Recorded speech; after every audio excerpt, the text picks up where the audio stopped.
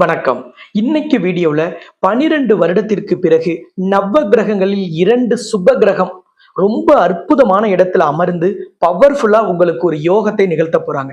12 ஆண்டுக்கு பிறகு வரும் இந்த யோகம் உங்களுக்கு கட்டாயமாக பெரிய அளவிலான தடையை நீக்கும். ரொம்ப நாளா சிக்கலா இருக்குங்க. இந்த ஒரு விஷயம் தான் என்ன பெரிய அளவுல வேதனைப்படுத்துச்சுன்னு சொல்லக்கூடிய அந்த விஷயத்தை சரி செய்வதற்கு இந்த கிரக அமைப்பை விட ஒரு சிறந்த கிரக அமைப்பு உங்களுக்கு வரவே வராது. உங்களுக்கு ரொம்ப ரொம்ப ரொம்ப யோகத்தை தரக்கூடிய இந்த கிரக அமைப்பு என்னைக்கு அது எதை சரி செய்ய போகுது, அன்னைக்கு நம்ம என்ன செய்யணும், எந்த கிரகங்கள் இதுல பங்கு பெறுது, எந்த ராசிக்கு அப்படின்னு தான் நாம இன்னைக்கு இந்த வீடியோல பார்க்க போறோம். இந்த சேனல் இது வரைக்கும் சப்ஸ்கிரைப் பண்ணலன்னா சப்ஸ்கிரைப் பண்ணிடுங்க. பெல் பட்டன்ல ஆளுங்கிற அந்த ஆப்ஷனை கொடுத்தீங்கன்னா நான் போடக்கூடிய எல்லா வீடியோக்களும் வரும். நம்ம பொதுவாகவே ராசி பலன் வீடியோ மட்டும் போடுறதில்ல, அரிய கிரக சேர்க்கைகள், அந்த கிரக சேர்க்கைகள்ல என்ன கிடைக்கும், எந்த ராசிக்கு சில விசேஷ பலன்கள் கிடைக்க போகுது, எந்த ராசிக்கு பொதுவான சில விஷயங்கள்ல இருந்து விதிவிலக்கு, ஆன்மீக கேள்வி பதில்கள், கோவில்ல நடைபெறும் திருவிழாக்கள், அபிஷேகங்கள், பூஜைகள், கருவறையிலிருந்து கூட நிறைய தரிசனங்களை நாம சிறப்பு அனுமதியோட ஒளிபரப்பும் செய்யறோம். அப்ப இதெல்லாம் வருவதற்கு நீங்க பெல் பட்டன்ல ஆல் ஆப்ஷன் கொடுத்துட்டு இந்த சேனலை சப்ஸ்கிரைப் பண்ணிடுங்க. இந்த வீடியோவை நீங்க லைக் பண்ணிட்டு நிறைய நபர்களுக்கு நீங்க ட்விட்டர், இன்ஸ்டாகிராம், வாட்ஸ்அப், ஃபேஸ்புக் போன்ற சோசியல் மீடியா வழியா வீடியோவுக்கு கீழே இருக்கிற ஷேர் பட்டனை பிரஸ் பண்ணி நீங்க எல்லாருக்கும் ஷேர் பண்ணியும் சப்போர்ட் பண்ண முடியும்.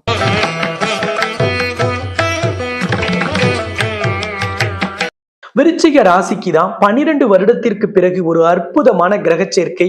அது உங்களுக்கு ஒரு அதி உன்னதமான யோகத்தை தருது. இந்த யோகம் என்னைக்கு நடக்குது, இந்த யோகத்துல எந்த கிரகங்கள் பங்கு பெறுது, அதுல என் பிரச்சனை எது சரியாகும் அப்படிங்கறத நாம இன்னைக்கு இதுல பார்க்க போறோம்.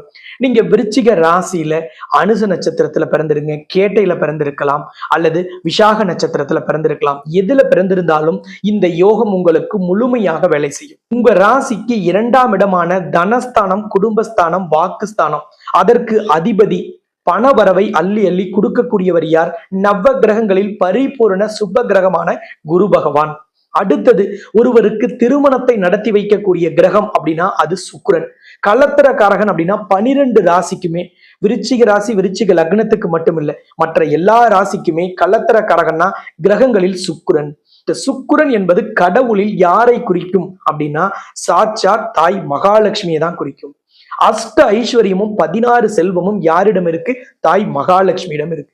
அப்ப எப்பெல்லாம் நமக்கு பணம் சார்ந்து, பொருளாதாரம் சார்ந்து, பதவி சார்ந்து, வாழ்க்கை சார்ந்து, திருமணம் சார்ந்து, குழந்தை பாக்கியம் சார்ந்து எந்த ஒரு தேவையாக இருந்தாலும், எந்த ஒரு பிரார்த்தனையாக இருந்தாலும் மகாலட்சுமியிடம் வைக்கணும். அப்ப கண்டிப்பாக விருச்சிக ராசி அல்லது விருச்சிக லக்னத்தில் பிறந்தவர்கள் தாய் மகாலட்சுமியை வழிபாடு செய்யும் பொழுது உங்களுக்கான அனைத்து சிக்கலும் தீரும். வீடியோவுக்கு கீழே இருக்கிற கமெண்ட் பாக்ஸ்ல போய் ஜெய் மகாலட்சுமின்னு பதிவிட்டுட்டு உங்களோட பெயர், ராசி, நட்சத்திரம், உங்களுக்கு என்ன விதமான சிக்கல் பிரச்சனை இப்ப தீரணும் உடனடியா அதையும் பதிவிடுங்கள். உலகின் முதல் அஷ்டலட்சுமி நவகிரக திருக்கோவில்ல உங்களோட பெயர், ராசி, நட்சத்திரம் சொல்லி உங்களோட கோரிக்கையும் சொல்லி கருவறையில உங்களுக்கு அர்ச்சனை செய்யப்படும். அந்த அர்ச்சனை செய்யும் வீடியோவும் உங்களுக்கு ஒளிபரப்பும் செய்யப்படும் இந்த சேனல்லையே. அதனாலதான் இந்த சேனலை சப்ஸ்கிரைப் பண்ணிட்டு பெல் பட்டன்ல ஆல் ஆப்ஷன் கொடுங்கன்னு சொன்னேன். உங்களோட 2ஆம் இடத்திற்கு அதிபதியான குரு பகவான் தான் தங்கத்தை, பணத்தை, திருமாங்கல்யத்தை, மஞ்சளை, ஒருத்தரோட வாழ்க்கையில அவருக்கு சுப நிகழ்ச்சி நடக்கணும் அல்லது அவர் இல்லத்தில் சுப நிகழ்ச்சி நடக்கணும் அப்படின்னா குருவின் பார்வை, குருவின் ஆதரவும் அனுகிரகமும் அவசியம். அதனாலதான் குரு பார்த்தால் கோடி நன்மை, கோடி புண்ணியம்லாம் சொல்றது உண்டு. திருமணத்துக்கு வரன் பார்க்கணும்னா கூட முதல்ல நம்ம என்ன செய்யறோம்? ஜாதகத்தை எடுத்து குரு பலன் வந்துடுச்சா, குரு பார்வை கிடைச்சிடுச்சா, வியாழ நோக்கு இந்த ஜாதகருக்கு ஏற்பட்டுருச்சான்னு பாக்குறோம். அப்படிப்பட்ட குரு பகவான் தன்னுடைய அருமையான பார்வையால் உங்கள் ராசியை பார்க்கிறார். கடக ராசியிலிருந்து, கடக ராசியில தான் குரு உச்சம் தன் நட்சத்திரமான புனர்பூசத்துல அமர்ந்து பார்ப்பது இன்னும் விசேஷம். பொதுவாக ஒரு கிரகம் உச்சம் பெற்றால் 200% வலிமையோடு இருக்கும். அப்ப ஒரு பரிபூரண சுப கிரகம் உச்சம் பெற்றால் பரிபூரணமான சுப நிகழ்ச்சியை உங்க வாழ்க்கையில நடத்தி தரும். அதுவும் தன் நட்சத்திரத்திலேயே உச்சம் பெறுகிறார் குரு பகவான். அப்ப 200% வலிமையோடு குரு உங்களுக்கு ஆதரவை தருகிறார். உங்களுக்கான மங்கள விஷயத்தை நடத்த போறார். உங்களுக்கு திருமணம் நடக்கல, திருமணத்துக்கு வரன் பார்த்துட்டே இருக்கோம், நல்ல வரன் அமையல, அல்லது திருமணம் தள்ளி போயிட்டே இருக்கு, அல்லது திருமண வாழ்க்கையில சிக்கல், கணவன் மனைவி எலியும் பூனையுமா இருக்கும், கீரியும் பாம்புமா இருக்கும், எப்ப பார்த்தாலும் ஏதாவது ஒரு சண்டை சச்சரவு, நிம்மதின்னு பேருக்கு கூட வீட்டுல கிடையாது. ஒரு வேளை சாப்பாடு நிம்மதியா சாப்பிட கூட முடியல. அந்த அளவுக்கு குடும்பத்துல சண்டை சச்சரவு. அல்லது கணவன் மனைவி பிரிந்து வாழ்றீங்க, விவாகரத்து வழக்கு நீதிமன்றத்துல நடக்குது. அல்லது முதல் திருமணம் ரத்தாகி 2வது திருமணத்துக்கு எதிர்பார்த்துட்டு இருக்கோம் அப்படின்னு நினைக்கக்கூடியவர்கள் எல்லோருக்குமே இந்த குருவும் இந்த சுக்கிரனும் பெரிய அளவிலான வெற்றியை தரும். சுக்கிரன் இப்பொழுது தன் வீடான துலாம் ராசியில் ஆட்சி பலம் பெற்று 100% வலிமையோடு இருக்கார். அவர் தான் கலத்திரக்காரகன் சொல்லிட்டு. அப்ப கண்டிப்பாக இல்வாழ்க்கையில் இருந்த சிக்கல் சரியாகும். திருமண வாழ்க்கையில் இருந்த பிரச்சனை சரியாகும். திருமணம் நடக்கல, தள்ளி போச்சு, மண்டபம் பேசி பத்திரிக்கை அடிச்சு ஜவுளி எடுத்து பத்திரிக்கை விநியோகம் பண்ணி கூட திருமணம் நின்று போனவங்களுக்கு கூட இந்த அரிய கிரக அமைப்பு உங்களுக்கு முன்னேற்றத்தை, ஏற்றத்தை, நல்ல விஷயத்தை நடத்தி தரும். திருமண வாழ்க்கையில் உங்களை இணைய வைக்கும். சுக்கிரன் 12 ராசிக்கும் கலத்திரக்காரகன் சொல்லிட்டு.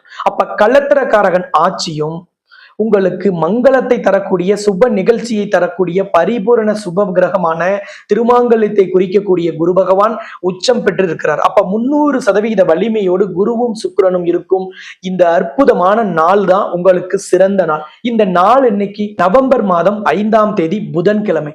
புதன் என்பது விருச்சிக ராசிக்கு 11ஆம் இடமான கன்னி ராசிக்கு அதிபதி. பொன் கிடைத்தாலும் புதன் கிடைக்காதுன்னு சொல்லுவோம். அப்படிப்பட்ட புதன்கிழமையில் விருச்சிக ராசி, விருச்சிக லக்னக்காரர்கள் எது செய்தாலும் நடக்கும். ஏன்னா 11ஆம் இடம் என்பது லாபஸ்தானம், ஆசை நிறைவேறும் இடம். அப்படிப்பட்ட புதன்கிழமையில் விருச்சிக ராசி, விருச்சிக லக்னத்தில் பிறந்தவர்கள் எந்த விதமான கோரிக்கையை இறைவனிடம் வைத்தாலும் சரி, வழிபாடு செய்தாலும், பிரார்த்தனை செய்தாலும், பரிகாரம் செய்தாலும் அது அப்படியே வேலை செய்யும், அப்படியே நடக்கும். இறைவன் உடனடியாக நடத்தி தருவார். அப்படிப்பட்ட புதன்கிழமையில சுக்கிரனின் அதிபதியான மகாலட்சுமிக்கு பிடித்த நாள், விசேஷமான நாள். லட்சுமி எதையும் அள்ளித்தரக்கூடிய நாள் இது பௌர்ணமி. அப்ப நவம்பர் 5ஆம் தேதி புதன்கிழமையும் பௌர்ணமியும் கூடி வர நாள்ல குருவும் தன் நட்சத்திரத்திலேயே உச்சம் பெற்றிருக்கிறார், சுக்கிரனும் ஆட்சி பலம் பெற்றிருக்கிறார். அப்ப திருமணம் சார்ந்து, திருமண வாழ்க்கை சார்ந்த எந்த விதமான சிக்கலையும், எந்த விதமான பிரச்சனையும், எந்த விதமான கோரிக்கையையும் மகாலட்சுமியிடம் வைக்கும் பொழுது அது முழுமையாக நிறைவேறும், உடனடியாக நிறைவேறும். அப்ப மகாலட்சுமியின் முன்னிலையில வைக்கணும். எங்க ஊர்ல மகாலட்சுமி ஆலயம் இல்லை, எனக்கு தெரிஞ்ச வரைக்கும் லட்சுமியின் ஆலயம் இல்லை. அப்ப நான் எங்கே போய் வழிபாடு செய்யறது அப்படின்னா, இந்த மகாலட்சுமியின் ஆலயம் உலகின் முதல் அஷ்டலட்சுமி நவகிரக திருக்கோவில்ங்கிற பெயர்ல சேலம் மாவட்டம் தலைவாசல் இருக்கு. கருவறையில அஷ்டலட்சுமியும் நவகிரகமும் ஒன்றாக இருக்கக்கூடிய உலகின் ஒரே ஆலயம். பக்தர்களால் 52வது சக்தி பீடமாக கருதப்படக்கூடிய, அழைக்கப்படக்கூடிய உன்னதமான ஆலயம் இங்கே அமைந்திருக்கிறது. அப்படிப்பட்ட இந்த ஆலயத்துல இந்த திருமண தடை, திருமண சிக்கல் சார்ந்தவங்க என்ன பரிகாரம் செஞ்சா நல்லது அப்படின்னா, திருமண தடை, திருமண வாழ்க்கையில சிக்கலுக்கு கடைசி பரிகாரமாக ஜோதிட சாஸ்திரத்துல சித்தர்கள், யோகிகள், ரிஷிகள், ஞானிகள், மத குருமார்கள், ஆன்றோர்கள், சான்றோர்கள், முன்னோர்கள் எல்லாம் சொன்ன பரிகாரம் எதுன்னா சுயம்வர கலா பார்வதி ஹோமம். இந்த ஹோமத்தை முதல்ல செய்தது கடவுளில் தாய் பார்வதி தேவி தான். பரமேஸ்வரனான எம்பெருமான் ஈசனை திருமணம் செய்து கொள்வதற்காக செஞ்சாங்க. அவங்க எந்த மந்திரத்தை உச்சரித்தார்களோ அந்த மந்திரத்தை மூல மந்திரமாக கொண்டு இன்னைக்கும் செய்யப்படும் இந்த ஹோமம் சக்தி வாய்ந்தது. திருமண தடைக்கும், திருமண வாழ்க்கையில் சிக்கலுக்கும் கடைசி பரிகாரம். பொதுவா எங்கிட்ட ஜோதிட ஆலோசனை பெறக்கூடிய நபர்களுக்கெல்லாம் நான் சொல்றது, பிரிந்த தம்பதியருக்கும் சரி, குடும்பத்துல சண்டை சச்சரவு தீரல, 2வது திருமணத்துக்கு நீங்க வரன் பாக்குறீங்கன்னா இந்த 3 விஷயங்களுக்கும் கட்டாயமாக சுயம்வர கலா பார்வதி ஹோமத்தை நீங்க செஞ்சுட்டு அதன் பிறகுதான் நீங்க இந்த நபர்களுக்கெல்லாம் பிரச்சனை தீரும்னு நான் சொல்லுவேன். அப்படிப்பட்ட சக்தி வாய்ந்த இந்த ஹோமத்தை கலத்திரக்காரகனான சுக்கிரன் அஷ்டலட்சுமியாக காட்சி தரக்கூடிய அந்த ஆலயத்தில் செய்வது விசேஷம். இந்த நவம்பர் 5ஆம் தேதி புதன்கிழமை பௌர்ணமியில இந்த ஹோமம் அங்கே நடைபெறுகிறது. இந்த ஹோமத்தில் கலந்து கொள்ளும் நபர்களுக்கு விசேஷமாக 3 மரபுகள் இந்த ஆலயத்துல பின்பற்றப்படுது. ஏன்னா ஒவ்வொரு பௌர்ணமியிலையும் இந்த ஹோமம் இந்த ஆலயத்துல நடைபெறுது. ஆனா இந்த பௌர்ணமி தான் விசேஷமான கிரக அமைப்புகளோட வருது. எப்பவுமே முன்னோர்கள் நமக்கு சொன்னது, நாளும் கோளும் நல்லா இருக்கிற நாள்ல எதையும் செய்யணும், நாள் நட்சத்திரம் பார்த்து எதையும் செய்யணும். அப்ப நாள் பௌர்ணமி மகாலட்சுமிக்கு பிடித்த நாள். உங்களுக்கு 11ஆம் இடத்திற்கு அதிபதியான புதன் சக்தியோடு, வலிமையோடு ஆதிக்கம் பெற்றிருக்கும் நாள் இன்னைக்கு புதன்கிழமை. அன்னைக்கு குரு 200% வலிமையோடு தன் நட்சத்திரத்தில் உச்சம் பெற்றிருக்கிறார். சுக்கிரன் ஆட்சி பெற்றிருக்கிறார். அப்ப நாளும் கோளும் சிறப்பாக இருக்கும். அந்த நாளில் இந்த வழிபாடு செய்யணும். நான் நிறைய பிரார்த்தனை திருமண தடைக்கு செஞ்சுட்டேங்க, பவானிக்கு போனேன், கொடுமுடிக்கு போனேன், திருமணஞ்சேரி, திருப்பைஞ்சிலி, திருப்பாம்புரம், காளஹஸ்தி, திருநாகேஸ்வரம், ராமேஸ்வரம், திருக்கடையூர் எல்லாம் போய் பரிகாரம் எல்லாம் செஞ்சோம். வாழை மரத்துக்கு, ஆலமரத்துக்கு, அரச மரத்துக்கு தாலி கட்டி வெட்டிலாம் பரிகாரம் செஞ்சோம். நாக விக்கிரக பிரதிஷ்டையெல்லாம் செஞ்சோம். ஆனா திருமண வாழ்க்கையில சிக்கல் தீர்ந்த பாடில்ல, நல்ல வரன் அமையவே இல்லை. நல்ல வரன் கிட்ட இருந்து பதிலே வரல. என்னுடைய ஜாதகத்தை நான் கொடுத்து ஓஞ்சு போயிட்டேன் அப்படின்னு சொல்லக்கூடியவர்களுக்கெல்லாம் நான் சொன்ன பரிகாரங்கள் நீங்க செஞ்சிருந்தீங்கன்னா இதெல்லாம் பொது பரிகாரங்கள். இதெல்லாம் ஜோதிட சாஸ்திரத்துல திருமண தடைக்கு சொன்ன இனிஷியலான பரிகாரங்கள். கடைசி பரிகாரமாக கடவுள் செய்த பரிகாரம்னா இந்த சுயம்வர கலா பார்வதி ஹோமம். இத கலத்திரக்காரகன் முன்னிலையில நாளும் நட்சத்திரமும் சிறப்பாக, நாளும் கோளும் சிறப்பாக வரும் நாள்ல செய்யும் பொழுது திருமண தடை நமக்கு விலகும். ஏன்னா திருமண தடையை, திருமண வாழ்க்கையில் இருக்கும் சிக்கலை சரி செய்யும் சுக்கிரன் அன்னைக்கு தன் ராசியில் அமர்ந்து 100% வலிமையோடு இருக்கார். ரொம்ப ரொம்ப அவசியம். எனக்கு ஏன் திருமண தடை இருக்கு, ஜாதகத்துல எந்த மாதிரி இருக்கிறவங்க இதுல கலந்துக்கலாம் அப்படின்னா, உங்களோட லக்னத்துல அல்லது உங்க ராசியில ராகுவோ அல்லது கேதுவோ இருக்கலாம். சூரியனும் சுக்கிரனும் ஒரே கட்டத்துல இருக்கிறது, இல்ல சூரியனும் செவ்வாயும் ஒரே கட்டத்துல இருக்கு, அல்லது உங்களோட ராசி அல்லது லக்னத்துக்கு 7ஆம் இடத்துல ராகு இல்லைன்னா கேது இருக்கு, இல்லைன்னா உங்களோட ஜாதகத்துல குருவோட ராகுவோ அல்லது கேதுவோ சேர்ந்திருக்கு, சுக்கிரனோடு ராகுவோ அல்லது கேதுவோ சேர்ந்திருக்கு, சனியோடு குரு சேர்ந்திருப்பது, சனியோடு ராகு இல்ல சனியோடு கேது சேர்ந்திருக்கிறது, இதெல்லாம் தான் திருமண தடைக்கான கிரக அமைப்புகள். உங்க ஜாதகத்துல இது மாதிரி இருக்குன்னா நீங்களாம் அவசியம் இந்த ஹோமத்துல கலந்துக்கணும். இதுதான் தாரதோஷம், திருமண தோஷம், சர்ப்ப தோஷம், நாகதோஷம், ராகு கேது தோஷம், விஷக்கன்னிகா தோஷம் அல்லது புணர்ப்பு தோஷம் போன்ற எல்லா விதமான தோஷங்களையும் குறிக்கக்கூடிய கிரக அமைப்பு. அப்ப இந்த தோஷங்கள் எது இருந்தாலும் இந்த ஹோமம் தான் கடைசி. இதுக்கு மேல என்ன பரிகாரம்? ஒருவேளை இதுல எனக்கு திருமணம் நடக்காம போச்சுன்னா அப்படி போகவே போகாது. ஏன்னா சாஸ்திரத்துல எல்லாருமே சொன்ன கடைசி பரிகாரம், கடவுளே நமக்கு முன்மாதிரியாக செய்த பரிகார ஹோமம் இதுதான். அப்ப இதில் கலந்து கொள்ளும் பொழுது கட்டாயமாக திருமண தடை நீங்கும். நமக்கு ஏன் இந்த வீடியோவை நம்ம பார்க்குற மாதிரி கடவுள் காமிக்கிறார்? ஒரு நாளைக்கு லட்சக்கணக்கில் அரசியல், பொழுதுபோக்கு அல்லது பல்வேறு துறையில யூடியூப்ல வீடியோ வருது. இது ஏன் நம்ம பார்வைக்கு படணும்? அப்ப கடவுள் கண்டிப்பாக திருமண தடையை நீக்கிறதுக்கான வழியை உங்களுக்கோ உங்கள் குடும்பத்தில் இருக்கிறவங்களுக்கோ காமிக்கிறாருன்னு அர்த்தம். காரண காரியம் இல்லாம கடவுள் இந்த பிரபஞ்சத்துல எதையுமே நிகழ்த்துறது இல்லை.